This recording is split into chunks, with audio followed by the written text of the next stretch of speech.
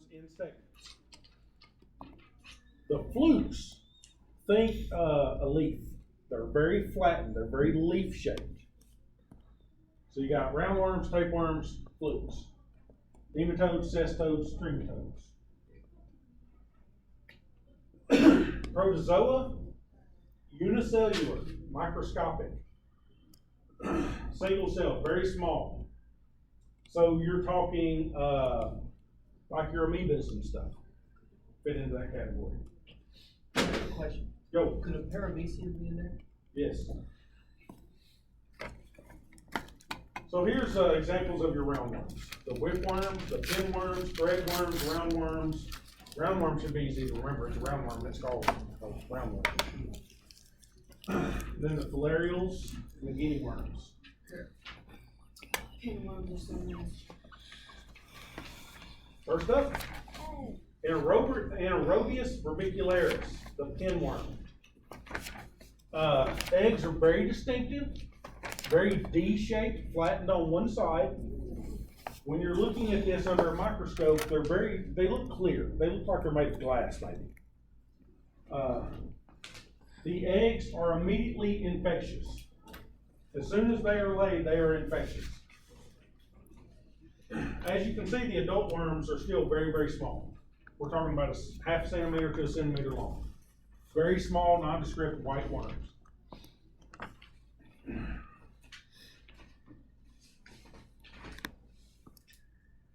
Most common helmet infection in the U.S. and even in the world. Jason, is that a butthole? That is butthole. Yeah. Most commonly found in babies. Okay, then like, was there something said you they come out at night? Yeah, so you put a tape, piece of tape over your booty and use a flashlight. All right, now the pinworms live in the lower intestine. The females exit the anus at nighttime and to lay their eggs. That is the best time to diagnose this. This is extremely common in children. So what you do is you very carefully, without waking them hopefully, pull their diaper down and take a piece of Scotch tape and touch their butt. And then you can put that on a slide and look and find either the eggs or the adult worms. That is the best, easiest time to diagnose this. You can also find it in the stool. Causes severe itching due to an allergic reaction. Yeah, Darren. The upper right-hand picture, you think that's going to be further up at the right? Yeah, that's inside. It looks like somebody's holding it. That's what I thought it was at first. So the females leave the anus at night to lay their eggs. This causes a hypersensitivity reaction, which causes the severe itching. Can cause, if it's very severe infection, it can cause mild nausea and vomiting. Usually the only symptoms is the itching. The really, really bad itching causes loss of sleep, extreme irritabilities in babies. It is found worldwide. Humans are the only known host. Use a Scotch tape prep to find the eggs in the perianal area. Technically, any tape will work, but you gotta have a clear tape if you're gonna look at it through a microscope, so Scotch tape. Eggs may hatch on the surface of the anus and then re-enter, causing an auto reinfection. This can go on for years if it's not treated. This is so common that there's enough of us in this room, you can count 2 to 3 have had it. Whether you remember it or not, ask your parents, you probably had pinworm. It's extremely common. The eggs are extremely infectious. So if kids scratch their butt, wipes the table or whatever, I mean, you can get it as an adult very, very easily. But you know that you start suspecting your child has this when they complain of a lot of itching. If they're old enough to be vocal, or you see them digging, they're not sleeping good at night, they're extremely irritable, start suspecting pinworms. Now, even without the Scotch tape prep, if we're looking at stool microscopically, we can see these. So you got to look for that classic D-shaped egg.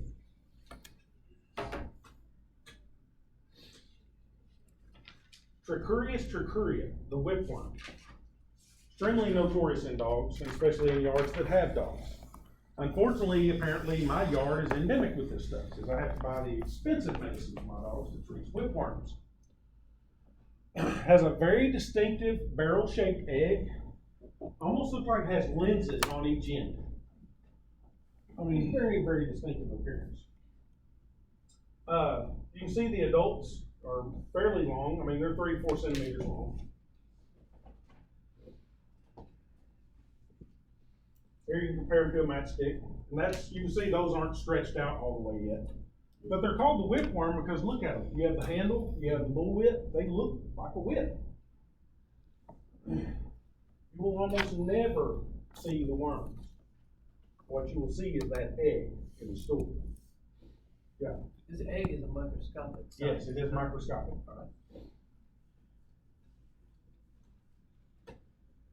So whipworm, mild infections are asymptomatic. You'll never know you have it. Heavy infections, and I'm talking about massive whipworm infections. Bloody diarrhea, weight loss, abdominal pain, peristalsis, which is rectal prolapse, is possible. It tears your mucous membranes up so bad that your insides become your outsides. It is found in warm areas with poor sanitation. It is extremely prevalent in the southern United States, in this area. It's more common in children and the mentally disabled. The reason it's more common in children and the mentally disabled, kids eat dirt. This is found in the soil. Mentally disabled act and behave as children in a lot of ways, and sometimes they'll eat dirt. Or they'll have dirty hands, put dirty hands in their mouth, whatever. This is in the soil, and it's in the soil everywhere. It's in the soil in my yard. Very common double infection with ascaris that we're going to talk about in a second, because it is found in the exact same soil. They're found together. Ascaris lumbricoides. Yep. That is how bad the infection can become. My gosh. Is that someone's behind? That Yes, I feel that is a so child's bad. behind. That is a child's behind. I don't need another. They're dying. The eggs are fairly distinctive. They have the wavy edges. And you can tell by looking at this, the difference between a fertilized and a non-fertilized egg. A non-fertilized egg still has the wavy edges, but there's nothing distinct in it. It's just kind of a blob. This one, you can see the distinct nuclear envelope has a little bit of clearing around it. And this, there's like nothing distinct in the inside. It's usually kind of squished like this one is, and the fertilized one is much more rounded. But in heavy, heavy infections, surgery can be needed Necessary. to gain relief. And what they do for this is remove large sections of the intestine. Oh my God. Because the worm infection can get so heavy, it completely blocks the intestinal tract. Yes, So this is possibly part of the sigmoid colon here? most likely. Oh gosh. Remember, this is found in the soil right here. So kids, whether they're eating dirt or just playing in the dirt and have dirty hands and put it in their mouth, this is extremely likely in this part of the United States. You know what? Often co-infected with whipworm. You couldn't find something. Probably. Would So if you you, have children, you make them wash their hands when they've been playing outside. Yes. I feel like you would notice it before it gets to this point or something. At this point is when it's going to start causing the bloody diarrhea, the abdominal pain, and all that. The problem is when it's mild, it's asymptomatic. You don't notice it, you don't have symptoms until it starts getting severe.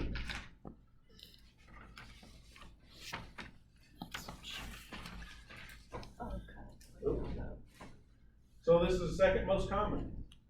These worms may swim to the lungs, causing pneumonia. Can cause vomiting, abdominal pain, possible obstruction from tangled worms. Adults may exit from the nose, mouth, or anus. Ugh. This is a worm this long that crawls out of your nose at times while you're trying to sleep. You cough, it coughs something up, and it's an 8-inch worm. Oh God. They actually had that in a horror movie.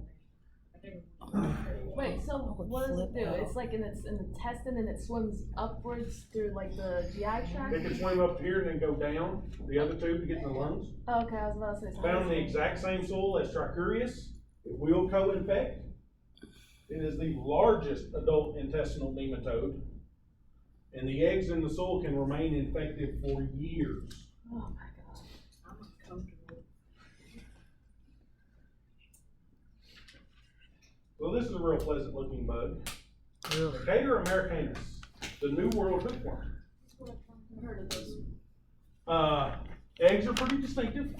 Clear envelope with kind of lumpy looking center.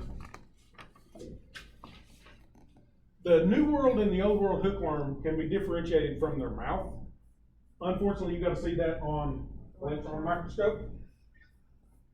The New World, the Decatur americanus, has two cutting plates in its mouth that it uses to chew you up.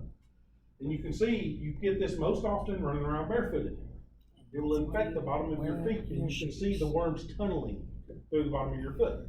Can you just like slice your foot open and take it Not out? the one. Scrape You it won't out? be able to see it, so you're gonna have to like just saw a big steak off the bottom of your foot. So, I wish. did you do it that way? Yeah, probably. Yeah. You have a question? You said it's 2 cutting plates? Yeah. The two cutting plates in the mouth Thank that they use like scissors to chew through the bottom of your foot. The Old World hookworm is even meaner looking. This one has teeth. Rawr. It gets worse. The eggs between the two are completely indistinct. You cannot tell the difference by looking at the eggs. Oh, it does look. You're not going to have an electron microscope available to see this. So you're going to see it and you're going to call it hookworm, period, because you cannot tell which one it is by looking at this. That looks like a redneck that just lost the rest of his teeth. It's a meth worm. Yeah. So you cannot differentiate these by their eggs. Their eggs look just alike. They are found in the same soil as Asteris and Trichuria. Wouldn't it be lovely to get all three? No. that'd be nice once like that. Heavy infection can cause anorexia, enteritis, and iron deficient anemia. Light infection, which is most common, mild anemia, weakness, and weight loss. Increased eosinophils. Remember, one of the jobs of eosinophils is in parasites. parasitic infection. So with any of these, you should see the EO count start to go up. It's estimated that 1/4 of the world's population is infected by hookworms. That's 1/4 of 9 billion people. I ain't gonna do the math. That's a lot of people got hookworms. The key thing with hookworms is you have to differentiate them from the next one we're going to talk about, strongyloides. Yes. Okay, so back up at the top, Ascaris and Trichuris, these are not species, these are genuses, correct? Yes. Thank you. So hookworms have to be differentiated from strongyloides. This is strongyloides. We're talking about the adult worms here. The egg resembles the hookworm egg. Very, very close. Yeah, very skilled, experienced parasitologists can tell the difference. I can't, most people can. When you find a worm in stool, you have to differentiate it from the hookworm. That's coming up on the next slide. Strongyloides, similar symptoms, abdominal pain, diarrhea, eosinophilia, may migrate to the lungs, has caused sudden immediate death in the immunocompromised, has unisexual reproduction, it can auto-reinfect and may continue for years. Similar distribution to hookworm. So now we can get 4 different worms out of the same soil found right here in Arkansas. It's getting better by the minute, isn't it? I know. So how do we tell these apart from hookworm? There's a better picture coming up. The buccal cavity is that narrow slit at the top. Think of it as their mouth. Strongyloides has a really, really short, shallow mouth. Hookworm is much longer, almost twice as long. And that's not a great picture of the esophagus. The next one's a little better. The strongyloides has a short buccal cavity, think throat or mouth, and a more bulbous esophagus. So the second part, this esophagus, is much rounder and thicker in the strongyloides versus the hookworm. Has a very shallow, short mouth compared to this. So that's how you differentiate. Keep from saying, that way you can tell them at least it's strongyloides or it's hookworm, because they're all found in the same environment. These look very, very similar. The eggs, you can't differentiate by the eggs, so you gotta differentiate by looking at the worms themselves if you see it in a stool.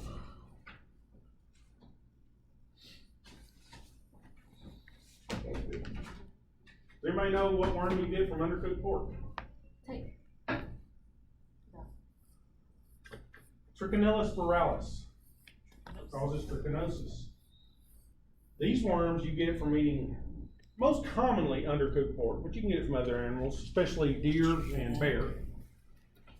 They will migrate to the muscles and encapsulate themselves in the muscle. So this is actually a biopsy of someone's muscle fibers with the cold worm in that cyst.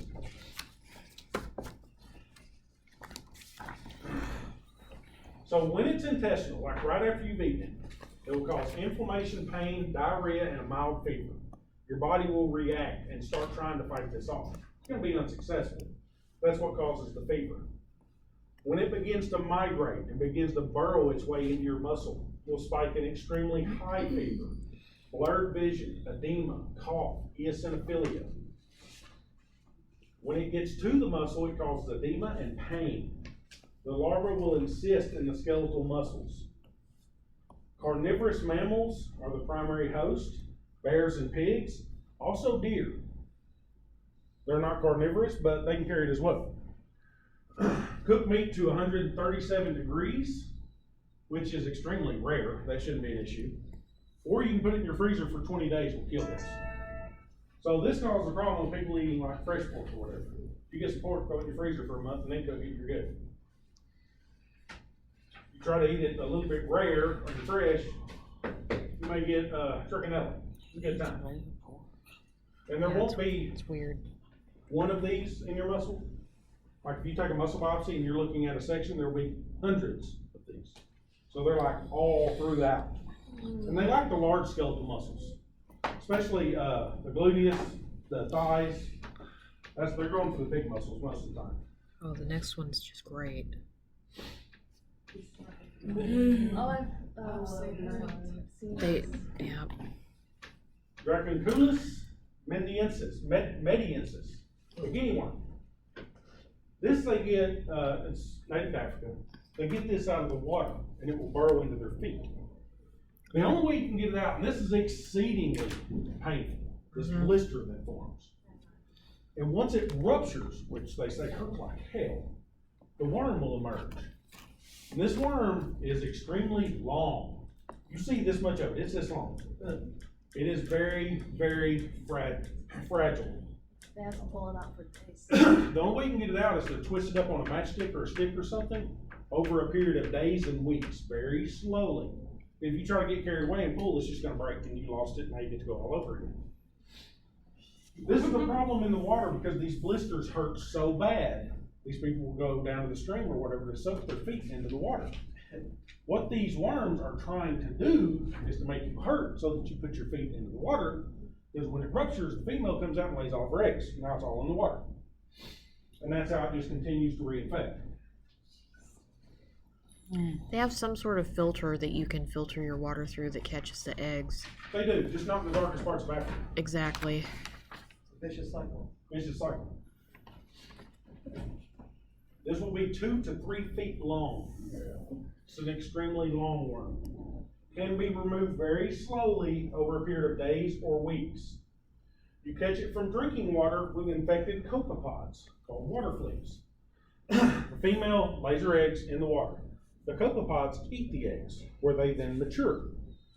Drink the water with the infected copepods. Now you get it. You get it, it goes to your feet, causes the blisters, the rupture, and it cycles on. The larva matures, moves to the foot, forms that extremely painful large blister. Soaking it in water relieves the pain. The blister ruptures, and the adult releases thousands of larvae, which have been eaten by the copepods, etc., etc. Never-ending vicious cycle. You wouldn't just have one to remove, would you? If you're lucky, you may have a foot full of these. Yeah. So the water flea eats the larva. Yep. But the larva does not die inside the water flea. No. The larva will mature in the water flea, then you drink the water with the water flea. Is it possible that you could pop the blister with the rupture? It hurts bad enough you're not gonna poke it with something long. I mean, that's how painful it is. It's the point they're writhing on the ground and it's bad. Okay, well, is there like a surgical way to do this, or do people? It's 2 to 3 feet long, so the surgical method would be start at your foot and cut you to your knee Oh. Yeah, to so take it's this worm not. out, So- or just slowly pull it out over a period of 2 to 3 weeks. Is this preventable? Very much so. By boiling the drinking water, by water filtration systems, by having wells instead of streams. Unfortunately, we're talking about undeveloped Africa.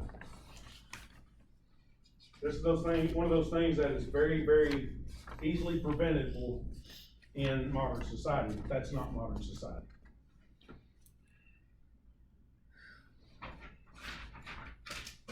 Y'all love these. The tissue nematodes. Wucheria bancrofti, Brugia malii, Loa loa, and Onchocerca volvulus. They require an arthropod intermediate host for transmission of infection.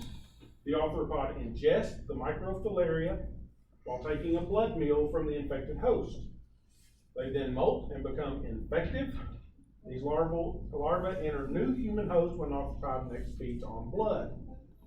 The entering larvae migrate to the appropriate tissue site and develop to become adults.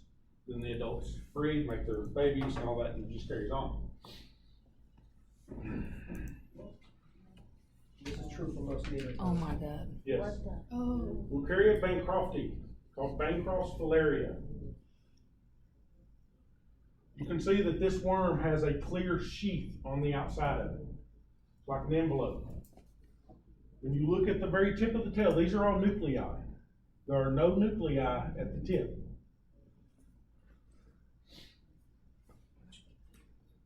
You can see the microscopic view in the top right compared to your cells. These are very large. You shouldn't miss these. I mean, they'll go across the whole field with your microscope. This will burrow into the tissue and cause elephantiasis. Extreme swelling, edema of the leg, it gets enormous. At what objective would you see these? Huh? At what objective would you see these? Well, looking at that, and as small as those cells are, I'd say that's 40. Yeah. That's not even old immersion. But what you're looking at around it is white cells. So, I mean, these are big. So Bancroft's filaria causes elephantiasis. Onchocerca volvulus, blinding filaria. This is the microfilaria in blood. Again, you can see how big that is. If you miss that, you got a problem. That's a white cell, that's the worm. This is as big as your microscope field of view. This one causes blinding filaria. Some places they also calls it river blindness. You can see the adult worm in this case migrates to your eyeballs and then swims around in the tissue. You can actually see them when you examine their eyes very closely. You can see this wriggling in the whites of their eyes. Yes? Do you call it blinding malaria? Filaria. The baby worms and even the adult worms, these go to the eyes and will basically do enough damage to cause permanent blindness. There's no coming back from that.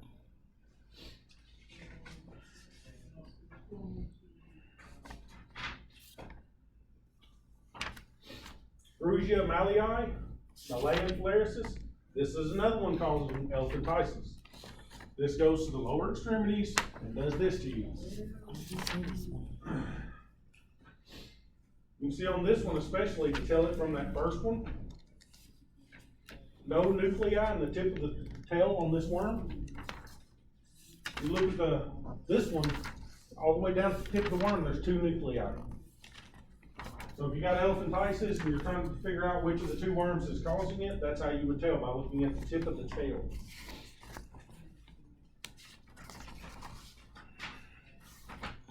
This next one is my personal favorite. Oh, you guys are gonna love it. Loa loa. It's another eye worm. This is another one, when you look at their eyeballs, you can see the worm swimming and wriggling and writhing in the white tissue of their eyes. If you look at the tail, there will be a continuous row of nuclei all the way to the tip of the tail on this one.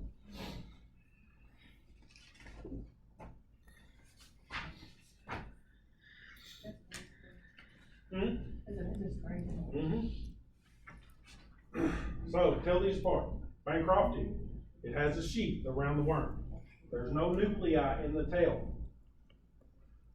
Malayi has a sheath.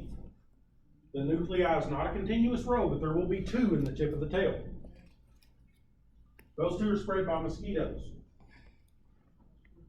Volvulus has no sheath, no nuclei in the tail at all. It is spread by the black fly. Loa Loa has a sheath, and it's the one that had the continuous row of nuclei all the way to the end of the tail. This one is spread by the chrysops fly. So mosquitoes and 2 different flies spreading all these worms. Oh, wait. Luckily, these are not found in the soil of the southern United States, so we don't have to worry about these. The factors here, they're moving the eggs around, is that what they're doing? The different flies and mosquitoes? They're taking a blood meal from the host. Okay. And what they're getting in that blood meal is the microfilaria. Think of it as microscopic baby worms. And then they're spreading it. When they take another blood meal, they'll come out, enter the new host, and then mature. So larvae. And large. Yeah, think of larvae. Think of larvae. We're talking parasites, they're called microfilaria, but yeah, larvae.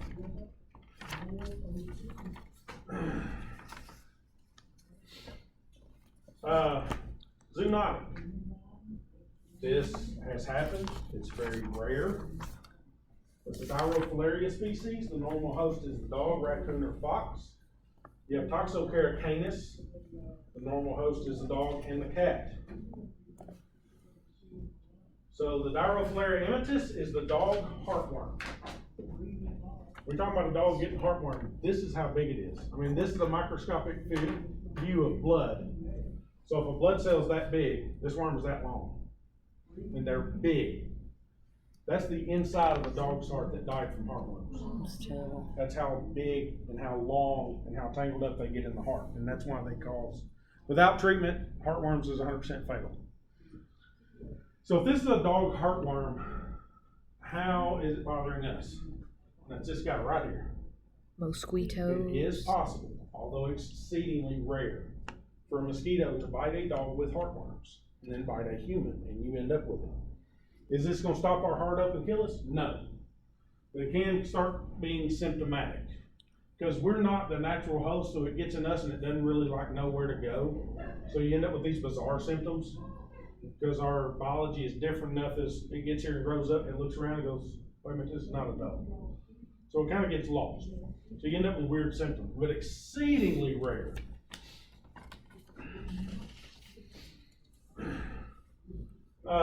Says the worms may grow 7 to 11 inches long. So yeah, think a foot long worm.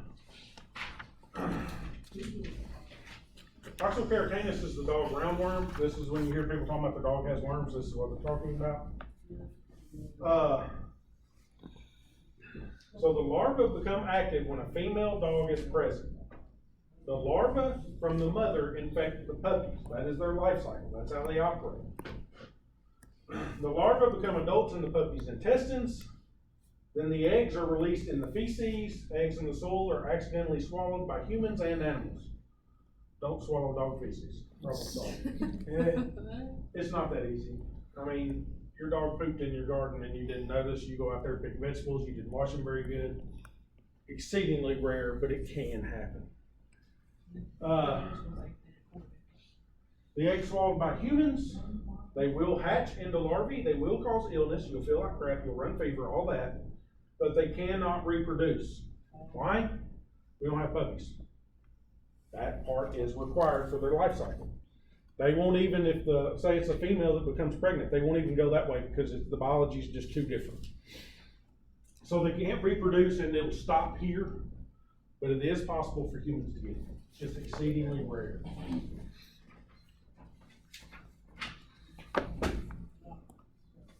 Point. That was Gotta love worms. I know, right? I like worms. My favorite one is medium worm. Hmm? I said my favorite one is medium worm. I like the Lola because if you get on YouTube, you can actually find videos of Lola where they lift the eye and you see them like swimming and wriggling. I think that was on, didn't House have an eye worm? Yeah, competition? yeah. I think he did, yeah. Where can I watch House? Because we talk a lot about it. You've got to watch House, it's great. I don't Well, know where she it's- wants where to you know, can stream it. like, yeah, Is Netflix it on on Netflix? Netflix. Is House on Netflix? It's I don't have great. Netflix. Oh, come on, girl. Change that. You can I don't have you money. can no you can get a you can get a free trial of Netflix. For how long? Alright, It's either an entire So, week to a whole I was month. I planning can't on remember. having Hold Blood Bank last day, on. Yeah. but we're gone the next 2 days, and I wanna get these exams graded and ND2L. So, y'all are dismissed for today. Thank you. So, read about these damn worms. I gotta make a good grade.